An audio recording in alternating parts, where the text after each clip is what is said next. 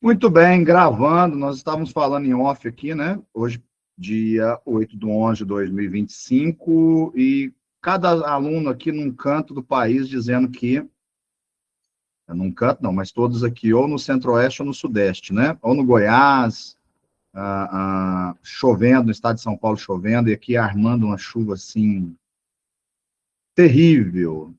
O Fernando está falando no Pará também, caindo água com vontade, Belo Horizonte caindo água. O Márcio, da onde você está falando que estava chovendo desde cedo, mas deu uma parada? Onde é? O Ivan está falando em Arcos, né, perto de BH ali, mais ou menos perto de BH, não sei que é o KM. Uberlândia já choveu, aqui não choveu ainda não, tá? Aqui ainda vai vir. Ainda vai vir. E por que eu estou falando isso tudo na abertura da aula? Porque eu estou querendo deixar registrado, mineiros também na divisa com Mato Grosso, o tempo está ruim, fechado e com ventos. Por que próximo a Guanhães? Por que eu estou falando isso na abertura da aula, né? Que negócio chato, né? Começar a abertura de uma aula falando sobre onde está chovendo, onde não está chovendo. É porque nós estamos acompanhando aí o que aconteceu na madrugada de ontem, né? De anteontem para ontem, no Paraná, e a gente sabe, então, que pode se agravar, principalmente aqui onde eu estou, no Triângulo Mineiro. Creio que não chegará aqui, mas ontem eu sou nomeado da Defesa Civil lá do município de Aramina, onde eu sou servidor, né? Eu sou engenheiro civil, eu sou servidor como engenheiro civil, mas acaba que cidade pequena a gente joga em todas as posições, né? E aí chegou o alerta para nós que em Franca, hoje, teríamos ventos de rajadas de até 105 km por hora. Não é o que atingiu lá no sul, não está nem longe disso, mas eu estou falando o seguinte, se isso chegar por aqui, às vezes minha conexão cai. Pode ser que a conexão de vocês caiam. Então, eu vou mudar o parâmetro dessa vez, dessas aulas nossas, que eu exigia, eu sempre fiz chamada como? Sempre há algum tempo, eu fazia chamada como? Todas as vezes que a gente grava uma reunião, o próprio Google, ele me gera um relatório com o nome de usuário, por exemplo, vou falar de quem eu estou vendo na tela. Vem lá para mim assim, Nilson Honório, Edivaldo Ayala, e aí vem os nomes. E na frente vem um e-mail, só que esse e-mail, o Google só põe as 3 primeiras letras e as últimas letras do servidor, então não dá para identificar por e-mail. E depois ele vem horário de entrada, horário de saída, quantas vezes essa pessoa picar. Às vezes ela cai, ela volta, ela cai, ela volta. Então isso tudo é mostrado para mim. E aí, qual que era o critério? Meu critério era o seguinte, tem que estar 2/3 da aula. Mas por conta hoje dessas tempestades, gente, se entrou na aula, registrou lá para mim, no momento da primeira aula e no momento da segunda aula, será dada a presença, tá bom? Aí, se teve algum problema de chuva cair aí, não sofram não, que, por exemplo, quem está aqui, nós temos 46 alunos na turma, agora 47, então 48, só foi falando, está entrando gente. Tem que subtrair um que sou eu, né? Subtrai um que sou eu aí, o resto estando com o usuário correto, não vou ser, esqueci o termo, não vou ser extensível a este ponto, tá bom? Muito bem. Que é completamente compreensível a posição do senhor e do pessoal ouvinte, né? A gente sabe que está muito complicado. Justamente, está complicado. Esperamos que isso passe logo, né? A gente precisa, pelo menos na nossa região aqui, a gente precisa muito de chover, porque os reservatórios estão muito baixos, né? As concessionárias, no plural de água, estão limitando o abastecimento de água a horários ou diurnos, a Codal aqui é por vez diurno, por vez noturno, né? Mas não pode ser tudo de uma vez e com rajada de vento, né? Chuva boa é chuva mansa e em cabeceira, né? Em local onde abastece rio e em lavoura onde abastece nossa barriguinha. Muito bem. Gente, a aula de hoje, vamos lá, o Thiago deu uma sugestão, deixa eu ler. Uma sugestão, se não der certo a aula de hoje para essa situação, registra-se nossa presença, aí depois coloca alguns vídeos sobre o assunto dessas aulas de hoje. Perfeitamente. Perfeitamente. É uma boa sugestão. Mas vamos esperar, não vamos sofrer por antecedência, mas está registrado sua sugestão e ela é boa, na verdade, tá? Muito bem, muito bem. A primeira aula de hoje, nós temos duas práticas a se realizar, tá? Para o dia de hoje, vamos chamar de dia, tá? São duas aulas, mas vamos falar o dia, o conjunto do dia. Eu preciso fazer o quê? Eu preciso ensinar vocês a calcular um traço concreto, calcular mesmo, quantos sacos de cimento vai num metro cúbico, quantos, entendeu? Eu quero ensinar pelo método da BCP, que é o método oficial do Brasil, Associação Brasileira de Cimento Portland. O material, inclusive, eu posso disponibilizar para vocês, mas é um material da ABCP, não é meu, não é do professor Cleber, é da ABCP mesmo. E eu quero fazer um comparativo com o que é feito em usina, com o que é feito na obra, né? Engraçado, né? Eu, como nesses muitos anos como calculista, muitos anos, uma ou duas vezes em 12 anos, algum cliente me perguntou o traço do concreto.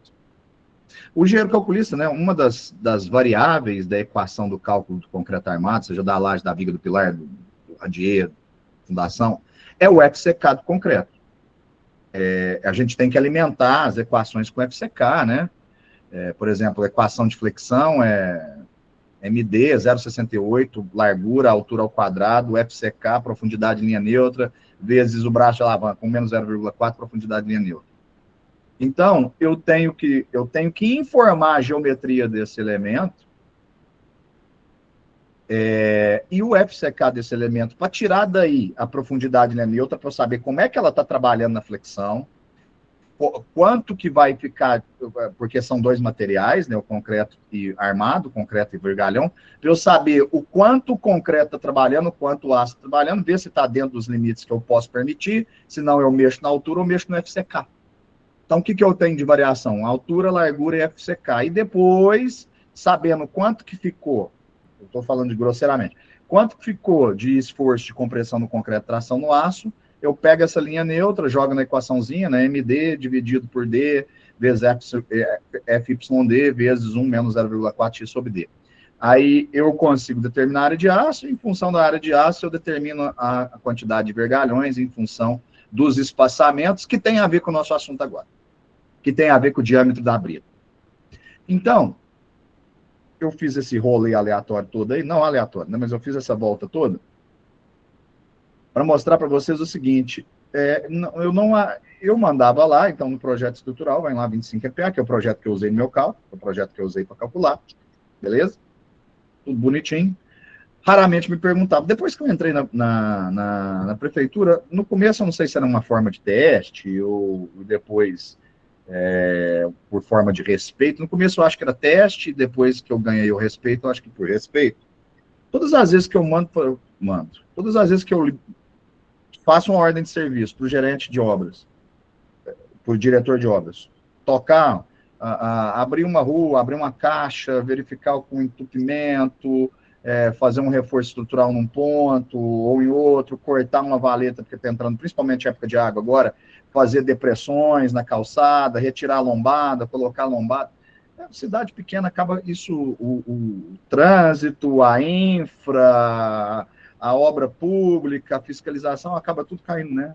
A defesa civil, como eu falei no começo, acaba caindo tudo nas costas da gente. Então, lá, quase todos os dias eu tenho que informar um traço concreto. Quase todos os dias. E aí, é claro, que a gente se acomoda. Eu espero que não aconteça isso com vocês, mas eu acho que é iminente. Por que a gente se acomoda? Eu já tenho os traços de cabeça. E aí, uma vez que eu tenho os traços de cabeça,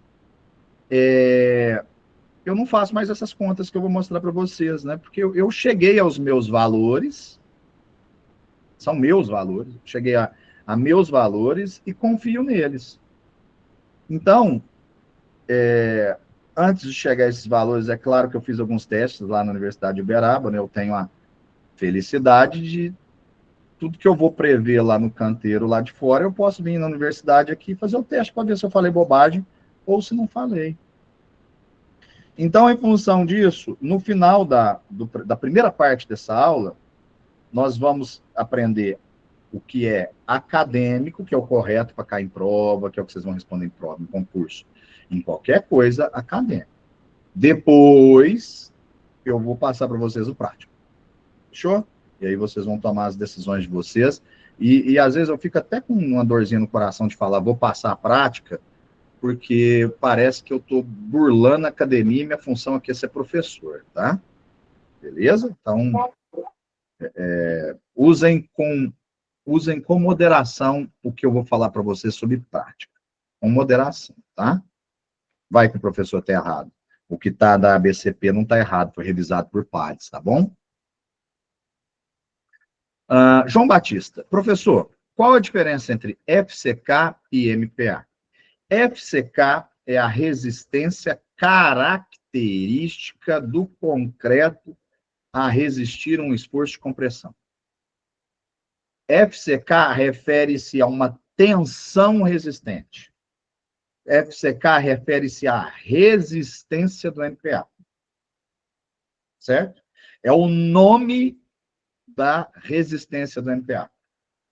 Em vez de você falar assim, qual é a resistência do concreto? Você fala qual é a FCK do concreto. Então, para você pôr na cabeça, substitua FCK por resistência. A unidade da resistência do concreto é o megapascal. Ou seja, 1 milhão de pascais. Ou seja, 1 milhão de newtons por 1 metro quadrado. Vou melhorar. Vou criar um sinônimo para você. Vamos criar. Deixa eu tentar criar uma analogia aqui.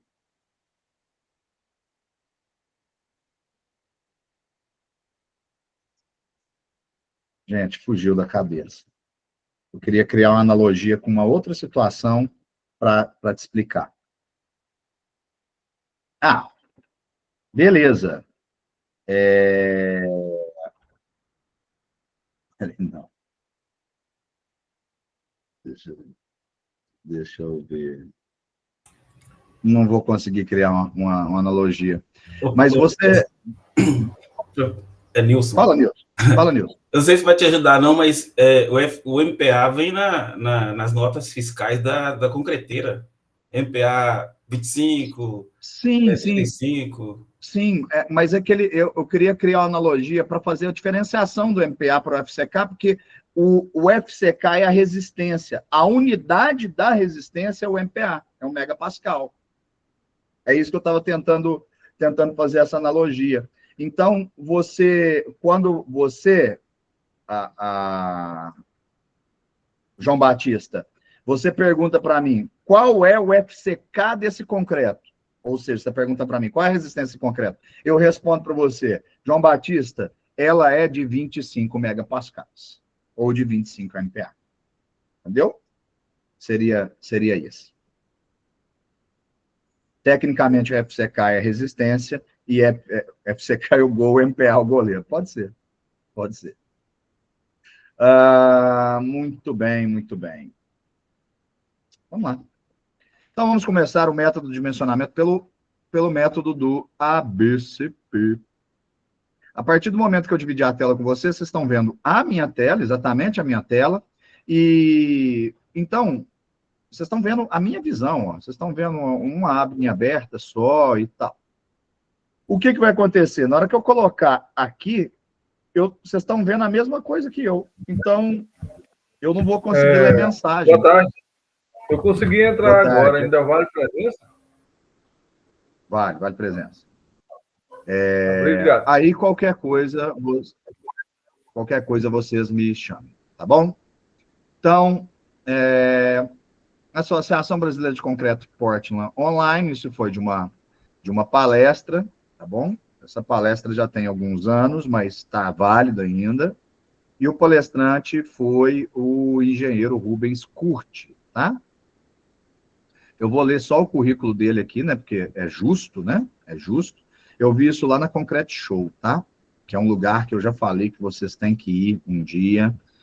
FEICOM e Concrete Show, tá? Vocês deveriam ir, muito interessante. Eu levei algumas vezes minhas turmas do presencial, agora perdi a paciência, mas vocês deveriam ir.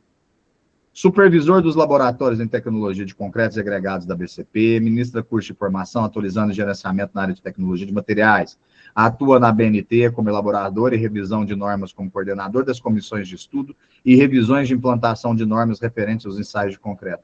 Deve saber pouco, né? Então tá bom. Era só isso que eu queria mostrar para vocês.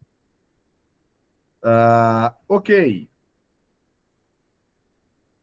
Concreto armado é um material da construção civil. Eu não vou ficar lendo isso, não. Todo mundo sabe o que é um concreto armado, né? Com alta moldabilidade, que consegue vencer grandes vãos se utilizado, por exemplo, a proteção, consegue vários formatos, é um material amplamente conhecido, ou seja, a mão de obra, por mais difícil que ela esteja, e está cada vez mais difícil, e é algo que vocês daqui para frente vão enfrentar no mercado de trabalho, é a dificuldade de encontrar gente para a construção civil, pagando valores de mercado, né? Claro que se você pagar valores bem acima do mercado, você vai conseguir sim.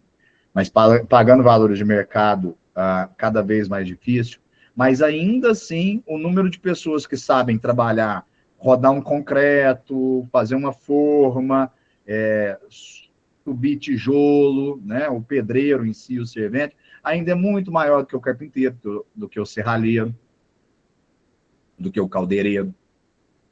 Então, ainda é uma mão de obra, ainda é extremamente conhecido, difundido, e a mão de obra ainda assim, podemos dizer, mais fácil de encontrar em comparação com as demais, tá? Portanto, vamos para dosagem, gente. Dosagem no concreto. Entende-se por estudo de dosagem de concreto de cimento Portland. E aí vamos fazer uma pausinha aqui, neném. Aí não dá para comentar. Cimento Portland, né? É o CP. Nós temos CP1, CP2, CP3, CP4, CP5 Ari. Diferenças entre eles. CP1 é um cimento simples, não tem composição. Ele é só realmente a base, que é calcário, né? Faz o ciclo da cal, né? Caco, Ca de calcário, CO de... Não, CO de calcário, Ca de carbono, né? E aí vira o CaO, que é o óxido de cálcio, tá? Então, óxido de cálcio, argila, óxido de cálcio perto dos 95%, argila perto dos 5%, e isso faz o CP1, que é o cimento simples. Deixa eu só fazer um incremento aqui rapidamente. Eu tenho aqui, não vai estar difícil, não. Não vai estar difícil. Deixa eu ver se essa é a minha. Sim, é. Eu não vou falar sobre cimento, é claro, mas... Para a produção de 1 tonelada de cimento, em média, esse é para fazer o CP2F, tá? CP2F, vou chegar nele lá. Mas só para vocês terem ideia. 1 tonelada pronta, olha o tanto de perda que tem, né? 1.200 quilos de calcário, 300 quilos de argila. Então, nós estamos falando da relação argila para calcário aqui é 1/4, né? Então, 25%, né? Correto? Entenderam isso? 1/4, 25%. Mas isso vai diminuir lá na frente. Aí vamos ver o que está certo. Às vezes perde-se muita argila. 14 quilos de minério de ferro e 40 quilos de gesso. Tá? Então, isso daqui é o material necessário para se produzir 1 tonelada de cimento. Agora vamos... aqui as reações químicas, né? O silicato de cálcico, o silicato tricálcico, o aluminato tricálcico e o ferro aluminato tricálcico. Essas daqui são as formações, isso daqui são as formações internas, reações químicas internas no cimento, tá? Por exemplo, a 900 graus Celsius de forno, vira-se um silicato de cálcio. Quebra o óxido de cálcio, ó, e o óxido de silício, ó, O2Ca, né? 2CaO, ou seja, óxido de cálcio. E aqui o óxido de silício. E aí vira um silicato dicálcico, tá? De 1.200 a 1.300 forma o tricálcico, aqui o aluminato e o ferroaluminato. Cada um desses compostos químicos aqui tem uma função no concreto. O silicato Di é o responsável pela resistência mecânica propriamente dito, que é o FCK, que a unidade dele é MPa. O silicato tricálcico tem a ver com a resistência dele mais a longo prazo. O aluminato tricálcico tem a ver com o não endurecimento rápido demais desse cimento. E o ferroaluminato tricálcico tem a ver com a reatividade desse cara, tá? Vamos ver se eu não falei bobagem. Silicato tricálcico, de 45% a 75% do cimento. Ele tem elevada velocidade de hidratação, responsável pelo revestimento. Eu errei, ó. Pela resistência e pelo endurecimento do cimento. É o Tri, que é o endurecimento do cimento. O Di, eu inverti, tá? De 7 a 35, ele é a contribuição ao longo prazo. O aluminato ocorre normalmente em cimentos aluminosos, tendo formação decorrente das condições de umidade no processo de resfriamento. E o ferroaluminato supõe-se que seja a composição mais estável, utilizada para representar a solução sólida como um todo, imprime a resistência à corrosão química do cimento. Ou seja, aqui ele dá resistência contra a troca do cimento com outros agentes atmosféricos, por exemplo, com o ar. Então, evita o envelhecimento por oxidação, esse cara aqui. Então, eu inverti só o Tri com Di, tá? O Tri é a resistência, o Di é a resistência na longa idade, tá? Então, aqui nós podemos ter, então, cimentos com aluminato e ferroaluminato em 0%. O que nós temos com toda certeza são os silicatos. Eu não vou passar um a um, tá, gente? Isso aqui é uma aula que eu gasto 2 aulas, vocês viram o nome? Aula 1 e aula 2. Eu gasto 2... aqui é importante. Nós estamos falando de traço, né? A aula de hoje é traço. Aqui tem um traço. Que traço que é esse? Aqui eu vou conseguir comentar. Quando você vê lá a nomenclatura CP2 e 32, por exemplo, você está falando de cimento Portland, classe composta, com a composição de escória de forno, 32 MPa de resistência normalizada mínima. Então, quer dizer que a argamassa normalizada tem que dar um FCK mínimo de 32 megapascais. Argamassa, hein? Argamassa. Qual que é a diferença do concreto para argamassa? O concreto vai agregado graúdo, brita. A argamassa, não. A argamassa é o que você faz para reboco. O concreto é o que você faz para estrutura. Existe argamassa estrutural? Existe, óbvio. Cansei de calcular projeto estrutural sem concreto nas paredes, com argamassa estrutural. Tá? Hoje é muito comum, argamassa estrutural. Depois eu conto isso mais para vocês na aula 2. Qual que é o traço, então? Esse é o chamado traço em massa, tá? Nós temos traço em massa, já é bom que vocês aprendem. E a gente tem traço em massa, quando os elementos são pesados na balança, e nós temos o traço em volume, quando eles são retirados por balde, pá, carrinho, padiola. Tá? Aqui a norma trata de um traço em massa. Por quê? Porque o traço em massa ele é mais interessante para o laboratório, né? Se você tem balança no laboratório, você ficar dosando volume para quê? Né? É muito mais preciso a massa. Então, traço em massa, cimento Portland, 624 gramas, mais ou menos 4 tolerância, ou seja, de 628 a 620.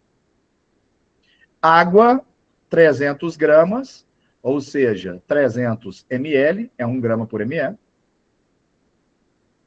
Areia. Areia grossa, 468. Areia média grossa, 468. a média fina 468 e a fração fina 468. Vejam vocês que a gente está fazendo um fechamento de poros tão grande, mas tão grande, que mesmo dentro da areia, que é um elemento chamado de agregado miúdo, que, se vocês lembrarem lá de materiais de construção civil 1, eu falei para vocês que a limitação do agregado miúdo é 4 milímetros de diâmetro máximo característico, de DMC, a gente, mesmo sendo tão fininho, a gente está misturando as areias para quê? Vou exagerar, né? Você tem uma porção de areia mais grossinha, uma porção de areinha um pouco menos grossinha, e ainda a areia mais fininha para vir nesses buraquinhos aqui e tentar tampar. Então, a gente está diminuindo o índice de vazios na massa, quando a gente põe várias areias. Por isso que um concreto, quando eu quero resistência nesse concreto, você sabe o que eu passo no traço? Eu passo pedrisco com brita 1, brita 1 com brita 2. Neném, não tem falha, viu? Não tem erro. Isso preenche vazio. O concreto fica, ó, maravilhoso. Falei como se fosse um negócio de comida, né? Maravilhoso. Mas fica muito bom. Então tá aí, ok? Esse é o traço. Se a gente for transformar isso em traço de concreto, que é o que nós vamos falar agora, a gente precisa somar essas quantidades e achar as proporções. Então, isso daqui não é um traço, né? Ó, isso daqui é... Eles estão chamando de traço normalizado, mas na verdade não é um traço. Porque o traço seria isso daqui, ó. Professor. Para chamar de... Oi, pode falar. Eu Pode trabalho falar. na obra também. Geralmente o engenheiro, na hora que a gente trabalha na obra, ele pede para usar areia mais grossa, não usar areia fina para o concreto. Entendeu? Como você falou aí que se podia usar areia grossa, mais areia fina para ocupar o espaço vazio, entendeu? A areia fina, ela não atrapalha o concreto nessa parte? Não, ela não atrapalha o concreto. O que acontece é o seguinte, a areia fina desanda a plasticidade do concreto. Portanto, esse daqui, coloca-se essa areia muito fina, para quê? Para simular a resistência de argamassa. No concreto, você vai fazer a mistura que eu te falei com brita, não com areia. Isso daqui é uma argamassa normalizada. A gente faz, quando eu calculava por exemplo, para arcs, que são paredes com argamassa armada, ou seja, argamassa que tem que suportar, aí eu trabalhava com areia grossa e areia média. Para tampar esses poros, entendeu? Eu gosto muito de concreto com areia média. Muito. Eu também gosto. Com areia média. Valeu, obrigado, professor. Nada. O que eu fiz? Ó, eu somei todas as massas, tá? Somei todas a água não entra, desculpe. A água não entra. 624 mais 468 vezes 4. Então, ó, nós temos 2.496 gramas, né? Quase 2,5 kg de materiais pesados para ir para a mistura. Se eu pegar, então, e dividir isso agora para achar as proporções, nós vamos achar o seguinte, né?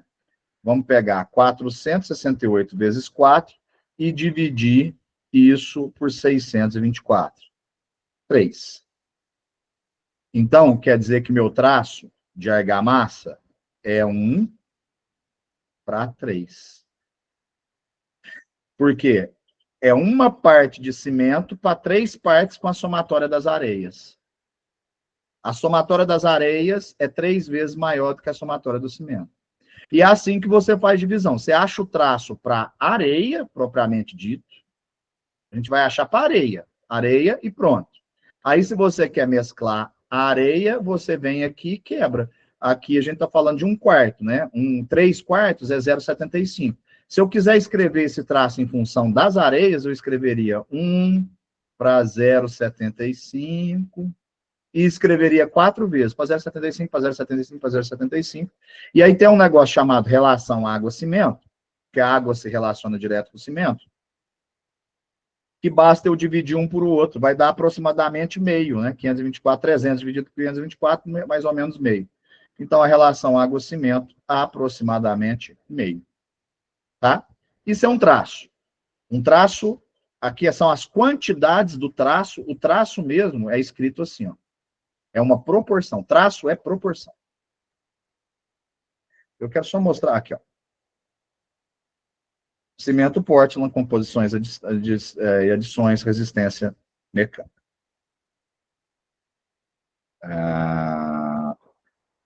Aqui eu termino aqui. Ó, o CP1, que eu falei para vocês que é o cimento simples, tem a classe 25, a classe 32 e a classe 40, tá? E ele é 100% de clinker mais gesso. O clinker é o calcário mais argila. Então, se eu quebrar isso daqui, eu vou falar que eu tenho calcário, argila e gesso no CP1. O CP2, o CP1S, perdão, o CP1S, também tem a classe 25, 32, 40. Ele vai de 99 a 95 nessa combinação que eu falei para vocês, que é calcário, argila e gesso, mas tem um resquíciozinho de pozolana. Pozolana é cinza, tá? Tem um resquíciozinho de pozolana, ou tem um escória mineral, né? Que é aço, ou então tem algum tipo de carbonato. O CP2, que é o mais comum, a gente tem o CP2E, que é o de escória de forno, é o mais comum na região sudeste. Nós temos o CP2E, que é um cimento pozolânico. Nós temos um CP2F, que é com filler. Utilizações. Basicamente, o 2 e o F utilizado na mesma coisa.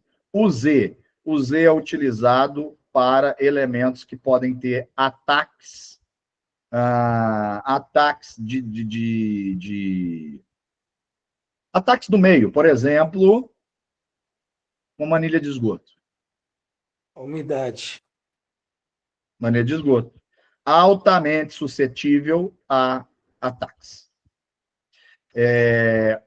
Pilares de fundação de elementos enterrados, estacas,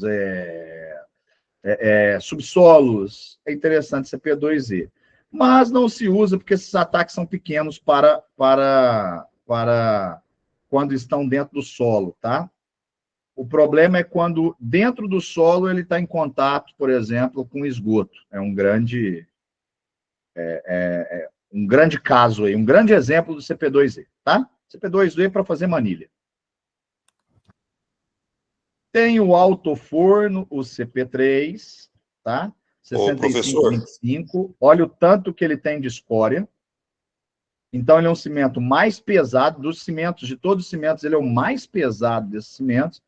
E esse é um cimento para você obter uma resistência mecânica, por mais que ele seja normalizado nos 25, 32, 40, ele e o Ari vão te dar uma resistência mecânica mais alta. Alguém falou comigo? Ô, professor, o senhor está me escutando? Sim, te escuto, Eduardo. O senhor comentou aí agora há pouco que o Z, que é o de pozolana, seria um cimento mais indicado aí para manilha, né? Mas no nosso caso, aqui na nossa região, praticamente não existe. A única fábrica que faz esse produto aí é Ciplan, lá em Brasília, Sobradinho, né? Então, assim, na nossa região, o cimento é abastecido mais na Minas mesmo, né? Belo Horizonte, tal de Minas, né? Nossa região aqui. Então, qual que Tem seria a cimento de diferença? Matozinho aí, né? De Arcos, Matozinho. Isso. Então, aí no caso, por exemplo, as manilhas nossas aqui, nos artefatos aí nos pré-moldados, são feitos com cimento F, né, no filler, ou escória, né, na escória. O EIF. No EIF. E aí teria uma diferenciação, assim, realmente muita diferença ou não?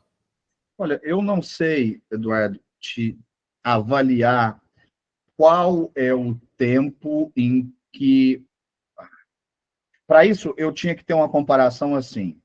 Mediante uma taxa constante de de gás XYZ, metano, por exemplo, butano, mediante tanto tempo de exposição, a degradação do CP2E foi tantos por cento. Aí eu tenho que comparar com o CP2E. Eu sei da recomendação. Agora, o tamanho dessa diferenciação, nós temos que procurar um artigo científico em que alguém fez a mesma argamassa, o mesmo traço, com os 3 tipos, e submeteu ele a testes iguais para ver depois qual foi a degradação cristalina, mineralógica de cada um deles, entendeu? Ok, muito obrigado aí, professor. Nada, desculpa não poder te responder, mas eu não vou ser pedante de inventar uma resposta, tá? Não sei. Ok. Mas sua pergunta é excelente. É excelente. E olha como é a realidade, né? Você vai pegar a norma, ó, a norma está aqui. Cadê? Vamos voltar. Você vai pegar lá a 11.578, NBR 11.578, ela vai falar exatamente o que eu falei para vocês. Não estou inventando isso. Está lá na norma. Mas, na prática, às vezes não se faz. Então, nós temos um colega que trabalha com isso, com pré-moldado, e não se faz. Quando você tem um sistema de ataques ainda mais eminente, aí você trabalha com CP4. O que seria um sistema de ataque mais eminente ainda? Obra portuária. SAL. NaCl.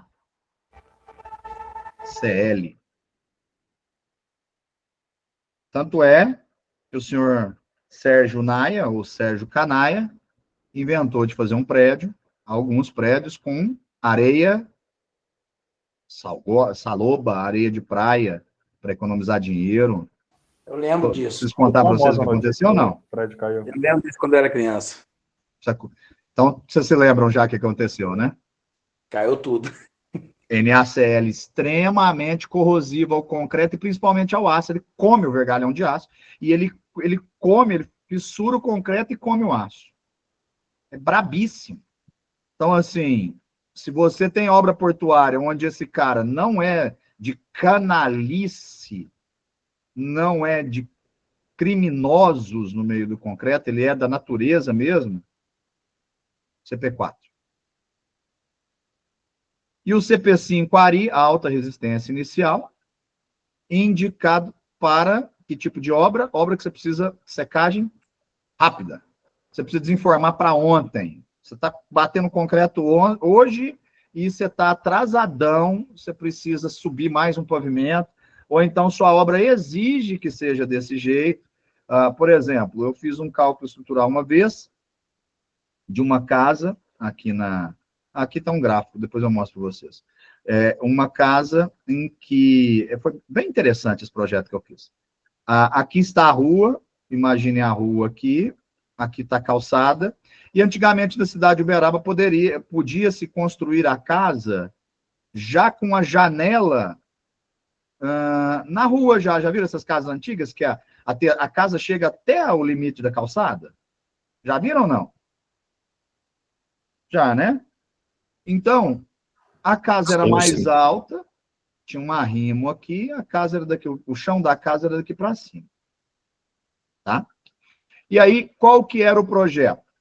O projeto, esse arrimo aqui, eu exagerei, esse arrimo aqui, eu não lembro exatamente, mas ele tinha quase uns 2 metros. Então, a casa tinha uma escada muito desconfortável, era na rua, mas uma escada muito desconfortável. E eu não esqueço nunca, porque é do lado da casa da minha avó, bem próximo da casa da minha avó. O que o dono queria? O dono queria fazer uma reforma e queria uma garagem aqui. Então, no nível da calçada, ia cortar isso daqui e ia fazer garagem. E aí eu vou fazer ela de frente agora. Como aqui se fosse janelas, aqui seria o portão.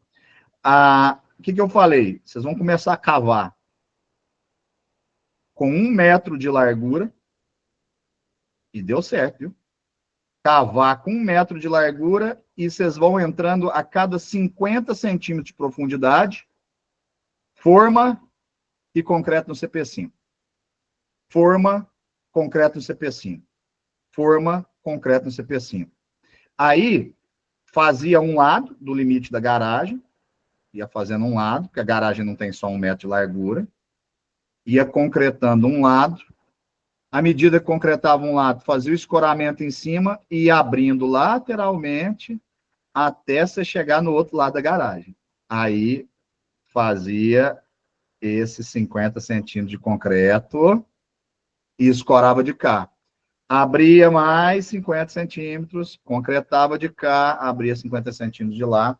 E aí, o que aconteceu? Uma casa antiga, que não podia ser bulinada, não podia, vinha colapso.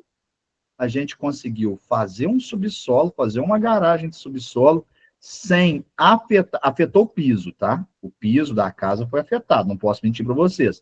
Mas aí, como ficou aéreo, depois esse piso foi trocado por laje, né? Nós tivemos que fazer laje aqui. Trocou o piso da casa, ficou uma garagem numa casa antiga subterrânea, sem modéstia à parte, sem mais evoluções. Isso é engenharia, isso é tomada de decisão, isso é coisa que a faculdade não ensina para vocês. Eu estou comentando aqui, mas são soluções que às vezes vocês vão achar por conta própria ou na literatura mesmo. Vão ter que ralar para achar aí. E aqui é óbvio que o concreto era concreto à base de CP5. Muito bem. Aula de cimento finalizada. Vamos voltar aqui para a nossa aula de... Deixa eu ver se alguém comentou alguma coisa. Para a nossa aula de traste concreto. Isso, vocês estão falando assim... Ô, Nilson, para concretagem no fundo do mar, para concretagem de doca, para concretagem de porto, qualquer coisa que esteja em contato com água saloba. Muito bem. Professor, oi. eu sei que esse projeto seu deu certo, mas se usasse estaca por cima, igual a gente usa hoje para escorar lá, lote vizinho, não seria mais fácil, mais rápido, não? Rapaz, Rony, você tá me pegando, não sei. Como seria essa estaca por cima?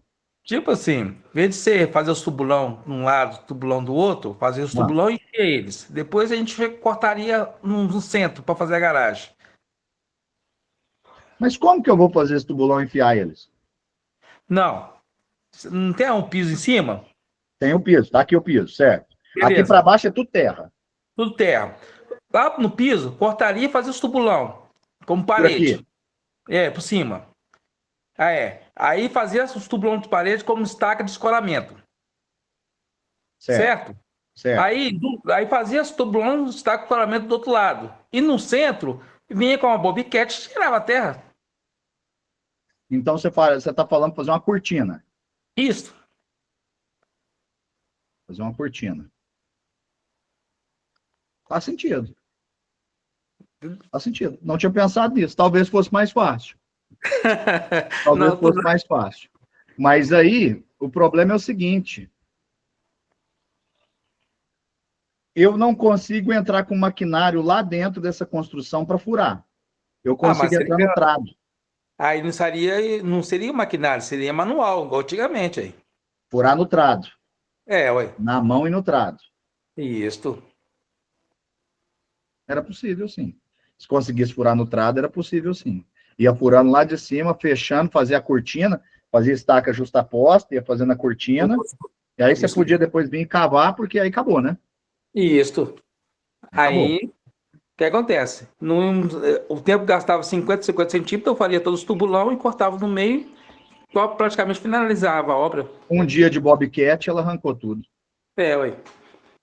Um dia de bobcat, um dia de caminhão caçamba, dava jeito. Eu entendo porque tem muitas casas antigas, igual antigamente, eles usavam muita pedra, usava pedra na pedra.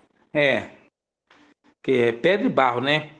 Aí eu já peguei muita obra aqui no bairro Santa Teresa aqui, dessa forma. Aí eu falei assim, não, eu pensei que quando você falou aí, eu falei assim, não, poderia fazer desse jeito.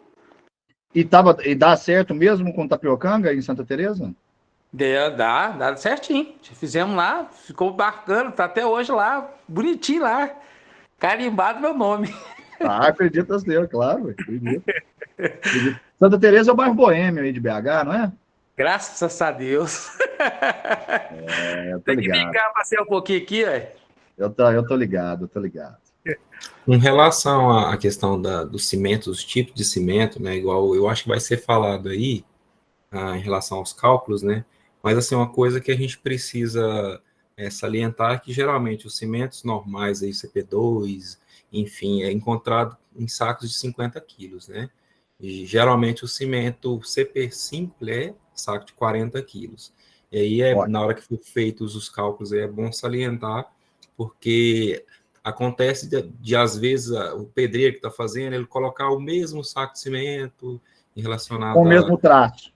Mesmo traço, então, eu acho que é uma questão boa aí de a gente tratar. Boa, excelente, Rodolfo, excelente lembrança, excelente, gente. Porque é o seguinte, vocês vão ver que o final do traço é traço com um saco de 50, que é uma betonada, né? Um saco de 50 quilos. Então, se você faz o traço, um traço que eu gosto muito, que para cada saco de cimento, um saco de cimento para 17 pá de areia, para 17 pá de pedrisco, ou 17 pá de brita 1, se você está fazendo isso com CP5, você tem que fazer a proporção, né? Você tem que pegar 50 dividido por... Na verdade, é o contrário. 40 dividido por 50, 80%, vezes 17. Então, na verdade, esse é 14 pá. Então, é um saco de cimento CP5 para 14, não é mais para 17. Por que eu estou falando isso? É porque, geralmente, loja, o pessoal não tem esses conhecimentos técnicos. Então, eles falam cimento de 40 quilos, 50 quilos. E, às vezes, o de 40 é mais barato, por conta do volume, né, que ele tem. Aí fala, nossa, o CP5 está mais barato do que o CP2. Exato. Aí você vai levando o CP5 achando que ele vai bater os 35, 40 MPa, ele dá 20 MPa, você não sabe por quê. Meu amigo Nilson. Fez o traço com 20% a mais de agregado do que deveria, né? Então, muito bem, vamos lá. Muito obrigado pela contribuição de vocês. A diferença de peso do cimento com o pessoal que utiliza hoje, em regiões distantes, é impactado pelo frete. Então, por que o peso o cimento de 40 quilos? Ele foi para diminuir o custo do frete, e aí diminui o custo do frete, o cimento fica mais barato com a mesma performance que tem que fazer. Então, mas o paradigma do mestre de obra, o paradigma do pessoal, não utiliza, dizendo que aquele cimento de 40 quilos não tem a mesma resistência que tem o de 50. É uma dificuldade que nós temos aqui no interior, mais distante, que o pessoal não aceita. Verdade, Edivaldo. Não sabia, não tinha pensado por aí. A questão do frete, a questão da logística, que no Brasil é muito baseada em rodoviário, né? Transporte rodoviário, os custos são altos, né? Nosso país é manuseado por frete, né? Por logística. E o cimento, como é um produto de volume, peso, de volume alto e peso também, ele impacta muito no custo do frete para chegar até as obras. E isso dá uma diferença grande para os engenheiros nas obras, porque o mestre de obra não está preparado para isso. Ele está com paradigma no passado. Né? Então, tem que ter muito cuidado, porque senão eles vão colocar muito produto e, no lugar de diminuir o custo, vai aumentar. Né? Olha, é um prazer dar aula desse jeito, assim, sábado à tarde eu tenho uma preguiça de dar aula, mas eu fico com prazer, porque, assim, 3 comentários extremamente pertinentes, 3 comentários, um atrás do outro. Obrigado pela participação de vocês e continuem assim, né? Olha, nós vamos junto aqui, tecendo e construindo, assim, olha, a explicação do porquê dos 40 quilos, a lembrança da diferença do traço dos 40 quilos, o Rony me ensinando a trabalhar, mostrando que está trabalhando errado.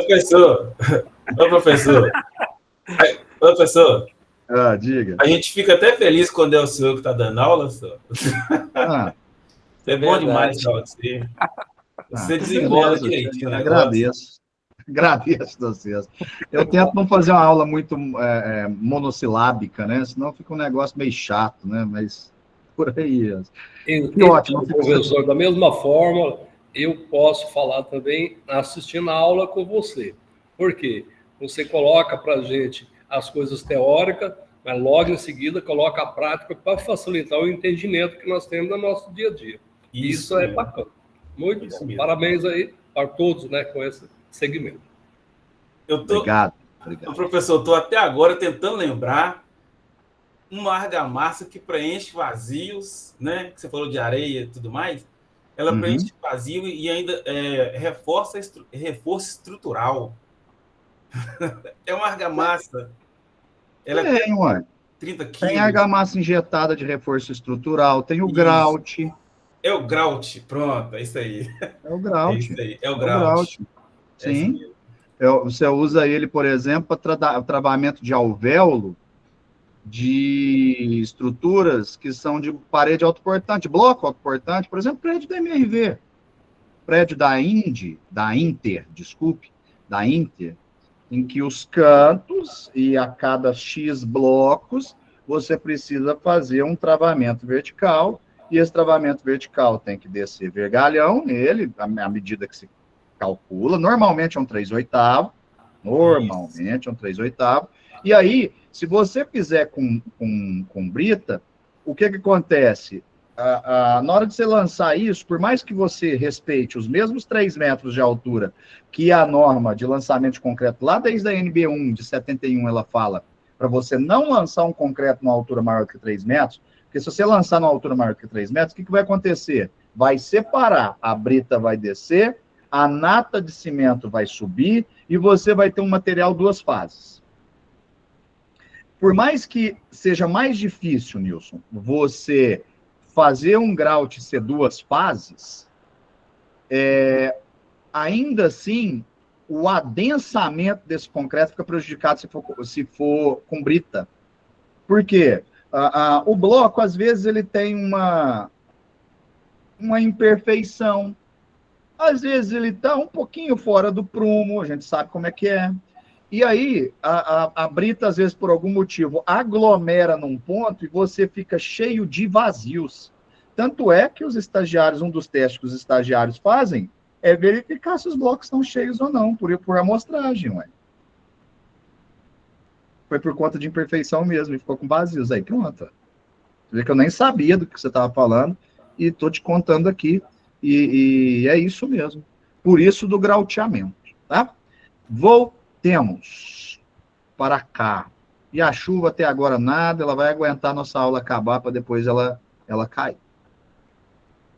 Então, a definição, segundo o nosso colega lá da BCP, dosagem é o proporcionamento adequado e mais econômico dos materiais, cimento, água, agregados, adições e aditivos. Vamos usar uma menção honrosa a adições e aditivos. Na próxima aula nós vamos falar sobre adição e aditivo. Nós temos aqui um laboratório, um testezinho que eu gravei há algum tempo com adições. Adições são minerais, aditivos são químicos, industriais. Pois não? Ok. Aqui ele fez uma comparação entre o bolo. O traço é a receita do bolo.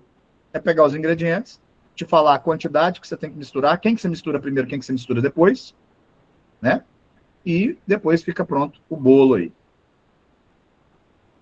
Quais são os requisitos exigidos, tanto exigidos no concreto, como apontados na dosagem, que vão ser variáveis de uma equação de dosagem?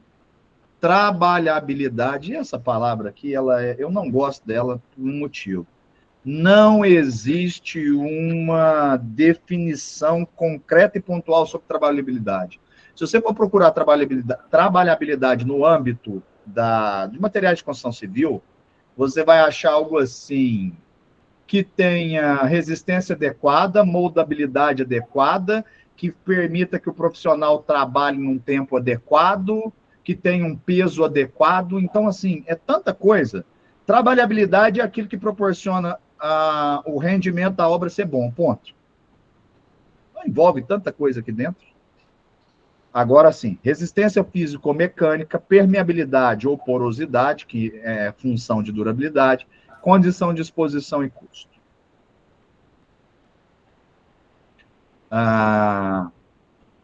As dosagens são estudadas para suprirem os seguintes esforços mecânicos. Beleza, aqui é concreto armado, né? Compressão simples e módulo de deformação, na maioria dos projetos.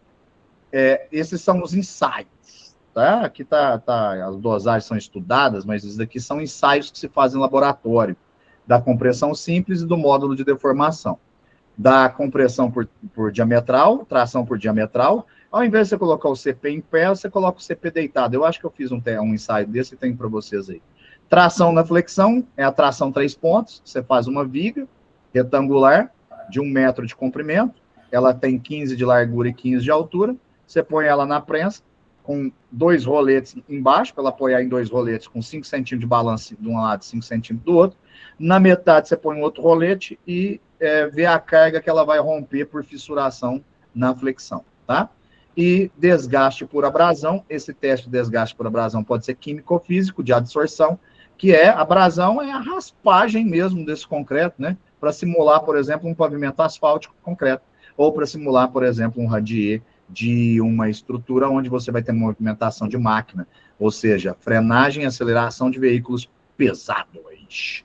Beleza? Então, são esse tipo de obra que vão pedir esses ensaios específicos para a concreteira.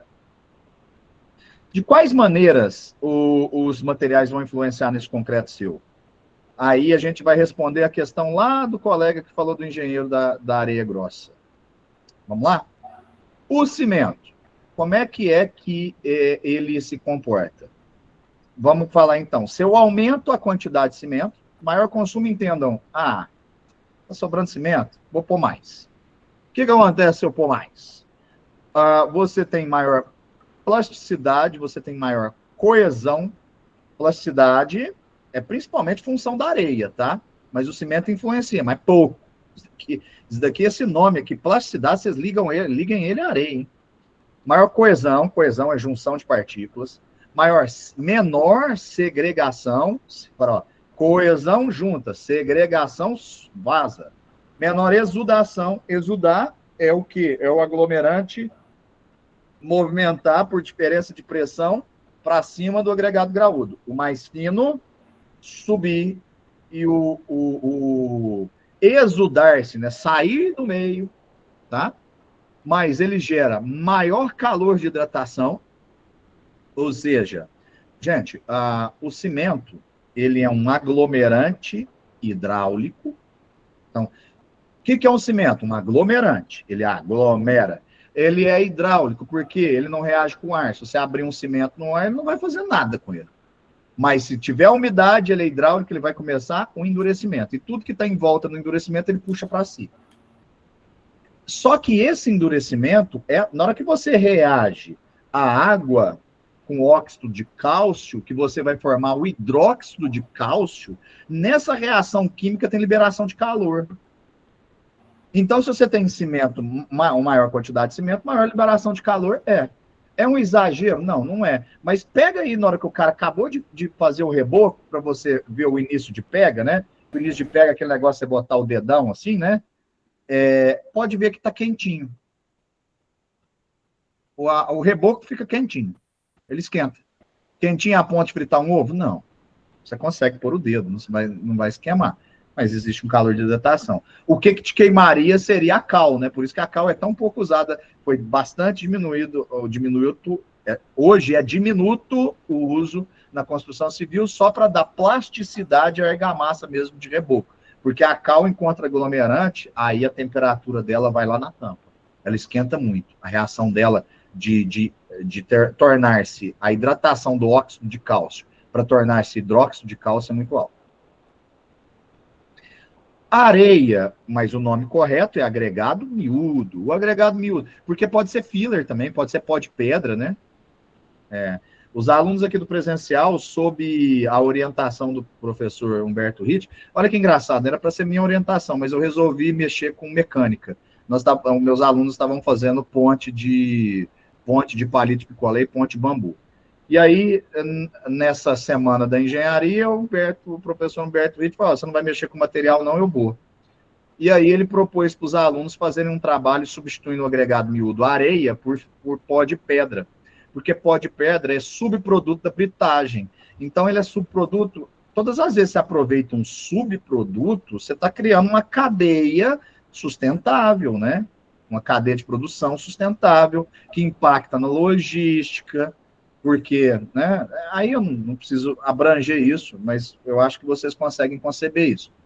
E aí o aluno fazia eram no mínimo 3 CPs, 3 corpos de prova, com o mesmo traço da areia normal e 3 corpos de prova no mesmo traço com o pó de pedra. E aí é claro que eu peguei os resultados para ver, né? Eu sou curioso, né? Eu falei na aula mais cedo, eu sou uma esponja, né? Eu aprendo com aluno, aprendo com todo mundo. Ó, tudo, eu fico de olho em tudo. E aí, é claro que carece assim, de vários outros ensaios, mas em termos de resistência mecânica, não piorou nem melhorou. Manteve-se a mesma coisa. Eu achei que, por ser pó de pedra, que ia dar uma grande resistência e uma péssima plasticidade. Ficou moldadinho, bonitinho, não deu aquelas bicheiras muito grandes no corpo de prova. Quando tem plasticidade, fica cheio de bicheira, né? Porque eu acho que eles adensaram legalzinho. Os corpinhos de prova ficaram bonitinhos, né? Agora, resta saber se numa concretagem obtusa, em que eu preciso de ângulos, de curvas, se isso vai se comportar bem. Resta saber como é que é a resistência ao longo dos anos, resta saber como é que vai ser o comportamento ante a permeabilidade. Então, tem várias outras coisas a se discutir. Pois não? Alguém queria falar? Aproveitar aí, o senhor podia compartilhar conosco aí esses resultados aí, desses produtos feitos com pó de pedra, professor? Ué, se eu achar eles, eu consigo sim. Eu sou tutor seu de alguma maneira, Eduardo? Alguma matéria? Sim, depois eu te chamo lá e te passo. Me chama, é que eu vou procurar no computador. Se eu não tiver, com muito prazer, o Hit é gente boa, nós somos amigos. Eu vou pedir o Hit se ele tem esses resultados lá. Beleza, porque eu tenho, eu quero saber onde eu soquei. Mas ele deve ter isso com mais carinho do que eu. Já peguei obra com argamassa feita com pó de pedra já. E o reboco ficou muito bom, muito resistente, viu? E você passou lá depois de 5 anos para ver se ela não está lá no mesmo jeito? Passei aqui, até aquela Pampulha mesmo aqui, eu passei lá e tá lá até hoje as casas lá. Tá lá, então lá. Tá lá. Caiu. Então tá bom. Menos mal. Eu tinha um receio também com pó de pedra também. O meu era só areia mesmo. É complicado pôr seu nome. O pioneirismo leva à glória, né? Leva ao sucesso. Mas eu sou meio covarde com relação ao pioneirismo. Se eu não conseguir ler algumas coisas assim e tal, eu falei que eu sou uma esponja, mas assim, eu não dou conta. Eu cansei de ver gente botar detergente e argamassa para fazer reboco para melhorar a plasticidade. Eu cansei de ver, mas eu não tenho coragem, não. Mesmo que empiricamente eu vi muita gente fazer. Então, eu absorvi, guardei isso na minha memória, nunca mais esqueci. Quando o pedreiro pediu assim, traz uma caixa de detergente para mim, eu falei, tá bom, saindo da obra rapidão, tá bom, beleza. Quando eu parei para fazer compra na casa de material de construção, perguntei se tinha detergente, o cara, não. Falei, vou ter que passar lá no supermercado. Pensei, o que esse cara quer lavar? Que tanto de louça que esses caras estão sujando nessa obra? Não, porque eu chamar de professor, não, professor, porque o reboco fica melhor. Eu falei, não, cara, peraí. Vamos mexer com cal, vamos mexer com outra coisa.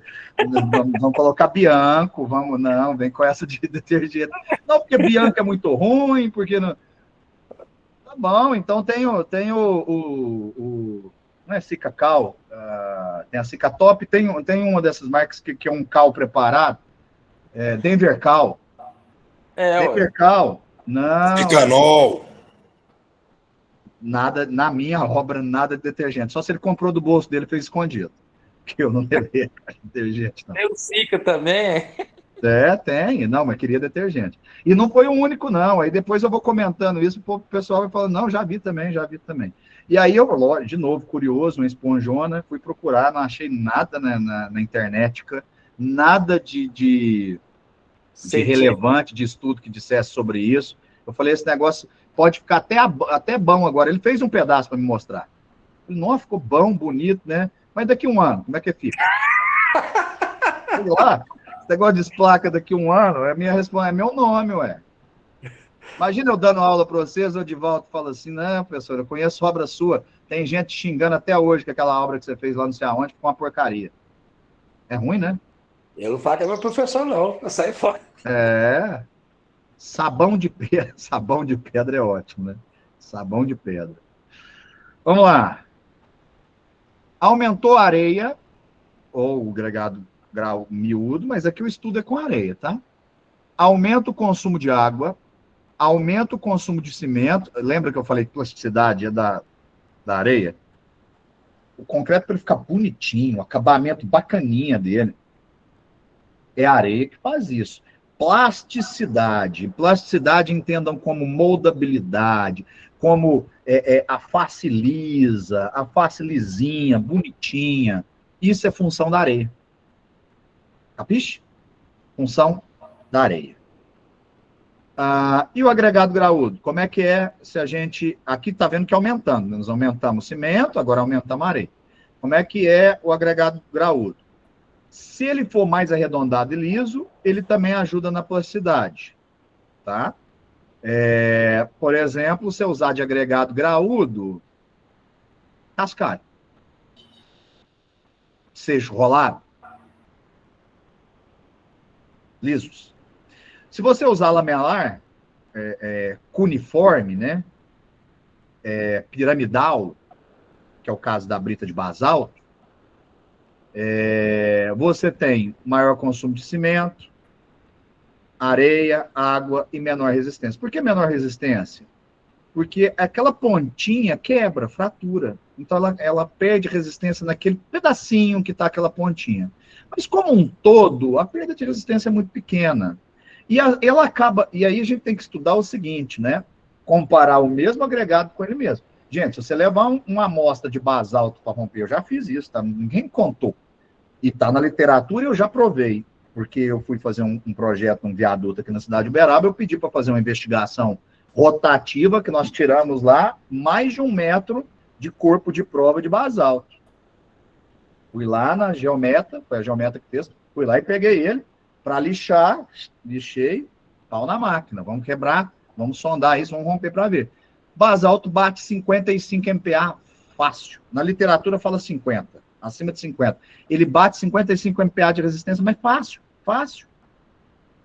Vai botar um cascalho, um arenito, para ver se ele bate isso. O arenito, se der 25, assim, pode soltar foguete. Então, mesmo sendo arredondado em comparação com o cuneiforme pontiagudo, se o cuneiforme for muito mais resistente que o arredondado, não dá para a gente botar um peso galo, o melhor do mundo do peso galo, para lutar com o melhor do mundo do peso pesado. Não dá. Sacanagem. Mesmo que o peso galo seja o melhor do planeta na sua categoria, cada um no seu, né? Os agregados mais comuns são os cúbicos e rugosos, tá? O cimento nós já falamos. Aqui é importante medir o abatimento, que é o ensaio do slump, que nós vamos fazer também. Tá no vídeo aí da próxima aula. Tá tudo aí nos vídeos. Tá tudo aí, mano.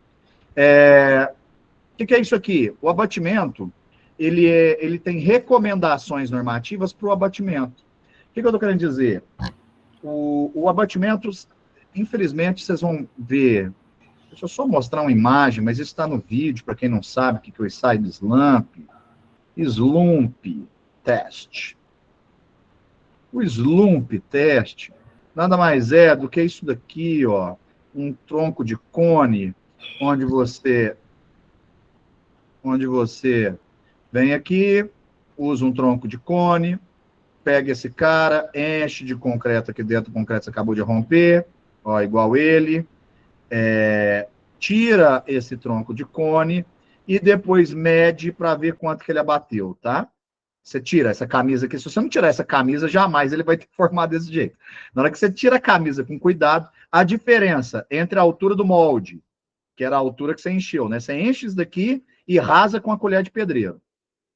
Então, quer dizer, o seu concreto dentro da camisa metálica, que está indeformado, vai ter uma altura X. Aqui nesse tronco de cone é 300 milímetros, eu acho que o nosso é 350. Não lembro de cabeça.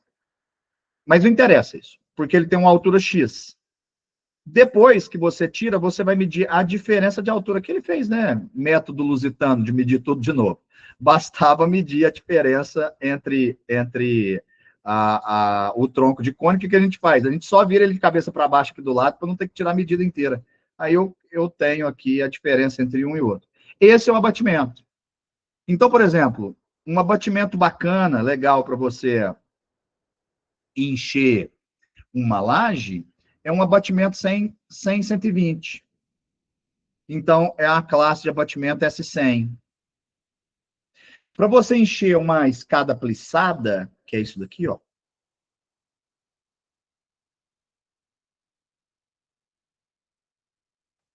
Ou de degraus em balanço, ó. É isso daqui. Convém você fazer ele com pedrisco, porque assim, os arquitetos, eles ajudam a gente a melhorar, né? Porque só me ajuda a melhorar. Quando você vai calcular uma escada dessa, que tem uma janela na frente, que você não pode apoiar aqui, que você tem que usar aqui um bloco de 1 por 1 por 1 de contrapeso agulhado ainda para suportar essa escada, porque essa escada aqui, ó, isso é vidro, gente, vidro não aguenta peso. O peso dessa escada, todo o tombamento dela está sendo suportado por esse bloco aqui embaixo, porque a viga aqui em cima suporta torção até a página 2. Tudo fica em função desse bloco. Então, quer dizer que esses 3 primeiros degraus, isso é ferro de 3/8 espaçado a cada 4 centímetros, a cada 3 centímetros. A armadura dela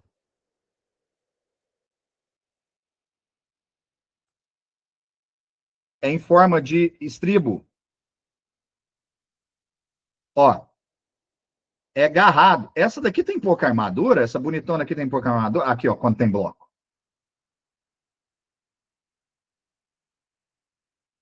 Fica ruim no que dá zoom. É armadura atrás de armadura. É bastante ferragem. E aí você tem que entrar do primeiro degrau dentro do blocão mesmo, e aqui no bloco ainda tem as ferragens do arranque da estaca, para suportar aquele balanço. Tá? Para suportar aquele balanço. Então, projetos estruturais, eu fiz muitos de casa de alto padrão. Então, muitos, assim, tinha escada plissada. Aqui, essa já é, ó, a ferragem está mais leve. Por que ela está mais leve? Porque provavelmente ela tem apoio, essa escada vai ter apoio, ela é biapoiada, ela não vai fazer um U solto, porque ela nem tem um blocão de coramento aqui embaixo, um blocão de equilíbrio, então ela é solta. Essa escada é bem mais tranquila. Para que eu estava falando isso? Porque aí o slump já aumenta. Como a ferragem está muito próxima, você tem que concretar com uma brita menor, porque o espaço... Olha, veja bem, olha como uma coisa tem a ver com a outra. A NBR 6118, quando ela fala sobre espaçamento entre ferragens e vergalhão, ela fala o espaço mínimo entre face de 2 vergalhões é igual a 1,2 vezes o diâmetro máximo característico do agregado graúdo. Então, se eu estou trabalhando com a brita 2, cujo diâmetro máximo característico é 25 milímetros, é uma polegada, 25,4 para vocês exatos, é uma polegada, 1,2 vezes uma polegada, eu estou falando de 3 centímetros. Então, o espaço mínimo entre elas, entre essas ferragens, tem que ser 3 centímetros de face a face. A gente trabalha de centro a centro. Então, a brita 2 já nem pode chegar essa ferragem próximo desse jeito. Então, eu tenho que cair a brita. Então, o diâmetro da brita é função do cálculo estrutural também. Por isso que eu faço ela com pedrisco. E aí, aumenta o slump, por quê? Porque como é muito denso a área de aço, para não dar bicheira ali no meio, para poder vibrar legal, um adensamento. E quanto maior o abatimento, gente, o concreto está mais próximo de algo chamado concreto autoadensável. Isso é assunto para a próxima aula, mas... ISAS. E aí nós temos o concreto, por exemplo, esse classe 10, que você tira, ele não abate quase nada, com um concreto extremamente seco. Isso aqui, gente, é a função de água. Quem que dá abatimento é água e aditivo, plastificante. Quanto mais água, maior abatimento. É óbvio, né? Mais perto de sopa vai ficar. E a água, ela é inversamente proporcional à resistência. Quanto mais água, menos resistente. Então, por isso que não é uma ciência tão simples. Vou colocar mais água que ele vai ficar moldável. Fação de encher e tal. Mas você está tirando resistência do negócio. Então eu vou botar pouca água, porque eu quero esse negócio muito resistente. Ele fica difícil de moldar, fica esparinhando. Então você tem que achar ali, ó, o ponto. E aí eu já conto para vocês, porque, né, eu faço mistério, mas nem tanto. O traço ideal, a quantidade ideal de água é de 0,55 a 0,60, a relação água-cimento. Dá uma boa trabalhabilidade, plasticidade, moldabilidade e ainda você mantém a resistência do concreto. Ponto. Só para dar um exemplo. Que concreto que você usa um adensamento de 10 a 50? Todo concreto que é extrusado. Sabe concreto fazer meio fio? Na verdade, o meio fio é o conjunto, né? A gente fala isso muito em Minas, né? Eu não ouvi falar meio fio em outros estados. É guia e sarjeta, né? Sarjeta é aquele concreto que está embaixo, onde a água é conduzida, e a guia é aquela onde limita a calçada, né? Então, o meio fio é o conjunto disso. Para fazer a guia, aquele concreto é extrusado, é uma máquina que vai saindo extrusando ele, é um abatimento menor. O S50, quem que é o S50? O S50 é fazer bloco de concreto. Então, aqui é guia, aqui é bloco de concreto, aqui é para encher elementos convencionais, aqui é para encher elementos especiais, isso daqui é concreto autodensável para grautear, por exemplo, para fazer algo semelhante ao grout. Tudo bem, eu estou falando de mais, calculando de menos. Vamos passar direto aqui, senão eu não dou conta. Muito bem. Tudo na construção civil, e principalmente dentro da estrutura, como tem muita coisa feita manualmente, e o manual nos leva a crer e ter certeza que há muitos erros, o que nós fazemos? Peraí, gente. Quase 3 horas da tarde, que hora que acabava essa aula? A primeira aula, hein? A primeira aula acabava da 1h30 às 2h45. Ela está estourando, então. Vamos fazer o seguinte? Vamos entrar no segundo link? E aí eu continuo a explicação aqui no segundo link, para poder registrar a presença nos 2 links. Vamos? Então, assim será Obrigada, Helder. Assim será, os links estão abertos, vocês viram que não precisa de eu ficar permitindo a entrada de vocês. É só a gente pular de um link para o outro. Vou encerrar a gravação aqui, já estou esperando vocês lá para registrar a presença lá. Igual eu falei aqui, se cair, tá tudo bem, porque eu já registro a presença na segunda aula, aí minha consciência está tranquila.